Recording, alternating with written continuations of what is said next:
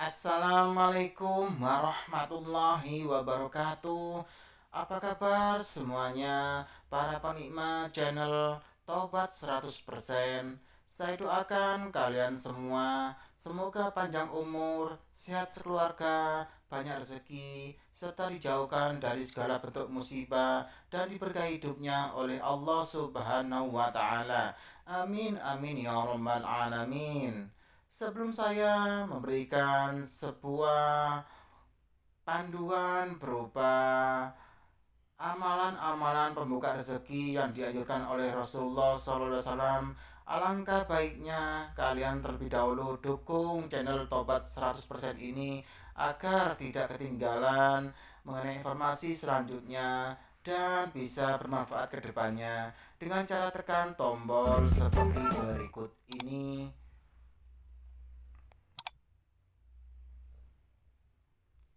Terima kasih sudah dukung channel Tobat 100%. Semoga Allah Subhanahu wa taala memberikan manfaat dan menjadi berkah buat kalian semua ke depannya.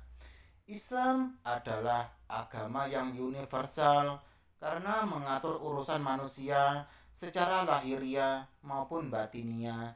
Ketika dunia dipenuhi ujian dan masalah, Islam hadir sebagai solusi terbaik. Sejak 14 abad lalu, Nabi Muhammad SAW telah memberi teladan terbaik untuk seluruh manusia.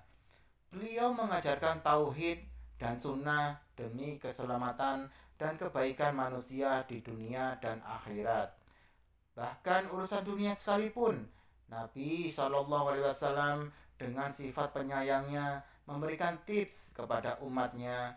Barang siapa yang ingin terbebas dari kemiskinan atau ingin mendapatkan rezeki berlimpah, cukup baginya mengikuti sunnah-sunnah dan amalan-amalan ini.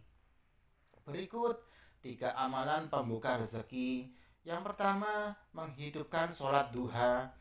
Sholat duha merupakan sholat sunnah yang mampu mendatangkan rezeki. Sholat ini dikerjakan sejak matahari mulai meninggi sampai datangnya zawal, yang artinya tergelincirnya matahari, atau sejak 15 menit setelah matahari terbit hingga 15 menit menjelang zuhur. Sholat ini dikerjakan minimal 2 rakaat dan maksimal 8 rakaat. Riwayat lain menyebut 12 rakaat. Rasulullah Shallallahu Alaihi Wasallam bersabda, manusia memiliki 360 persendian. Setiap persendian itu memiliki kewajiban untuk bersedekah. Para sahabat pun mengatakan, lalu siapa yang mampu bersedekah dengan seluruh persendiannya? Wahai Rasulullah, Nabi Shallallahu Alaihi Wasallam lantas mengatakan, menanam bekas ludah di masjid atau menyingkirkan gangguan dari jalanan. Jika engkau tidak mampu melakukan seperti itu, maka cukup lakukan sholat duha 2 rakaat. Hadis riwayat Ahmad. Beliau Rasulullah Shallallahu Alaihi Wasallam juga bersabda, Allah Ta'ala berfirman, wahai anak Adam, janganlah engkau tinggalkan 4 rakaat sholat di awal siang, di waktu duha, maka itu akan mencukupimu di akhir siang. Hadis riwayat Ahmad, Abu Dawud, At-Tirmizi, Ad-Darimi. Yang kedua, membaca zikir ini setiap hari. Dalam kitab hadis Tariq Baghdad, Imam Al-Baghdadi meriwayatkan dari Imam Malik, perawi Abu Nuaim meriwayatkan dari sahabat Ali radhiyallahu anhu. Ia berkata bahwa Rasulullah Shallallahu Alaihi Wasallam bersabda, barang siapa membaca La ilaha illallah al-malikul haqqul mubin, tidak ada Tuhan selain Allah yang maha besar lagi maha nyata, sebanyak 100 kali dalam sehari, maka ia memperoleh jaminan aman dari kemiskinan, diselamatkan dari dahsyatnya kubur, dan terbuka untuknya pintu-pintu surga. Hadis riwayat Abu Nuaim.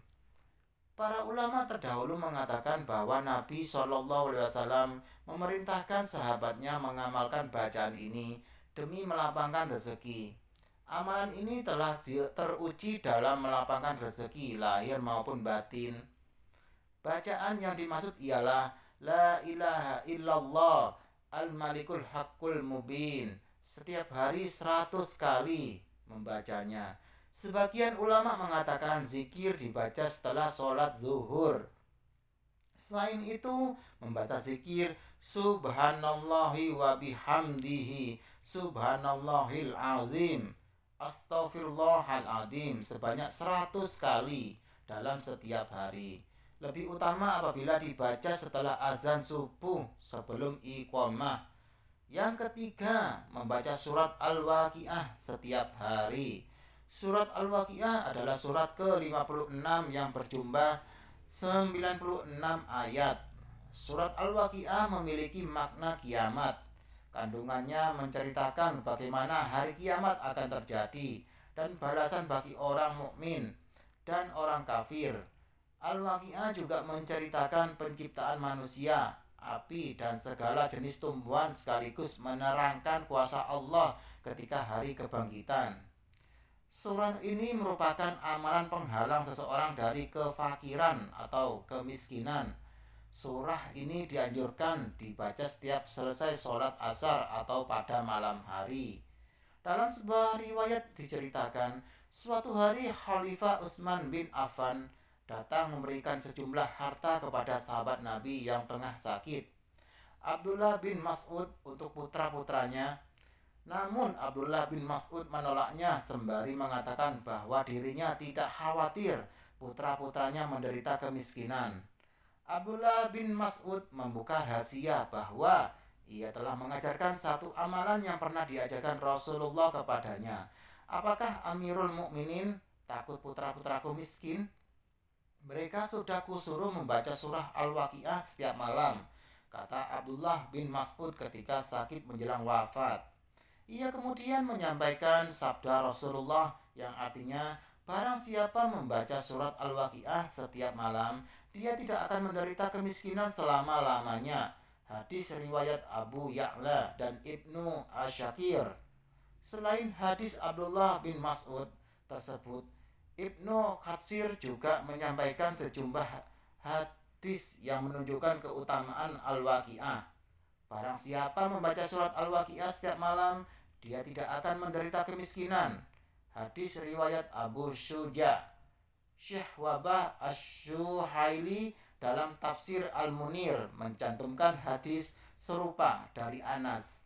Surat Al-Waqiah adalah surat kekayaan. Maka bacalah surat Al-Waqiah dan ajarkanlah kepada anak-anak kalian. Hadis riwayat Ibnu Murdawai. Begitulah para pemirsa peminat Tobat 100%. Semoga kalian bisa mengamalkan amalan-amalan ini yang langsung dianjurkan dari Rasulullah SAW. Semoga berkah kedepannya ya, dan kalian menjadi kaya raya dunia akhirat. Terima kasih sudah menonton channel Tobat 100%. Wassalamualaikum warahmatullahi wabarakatuh.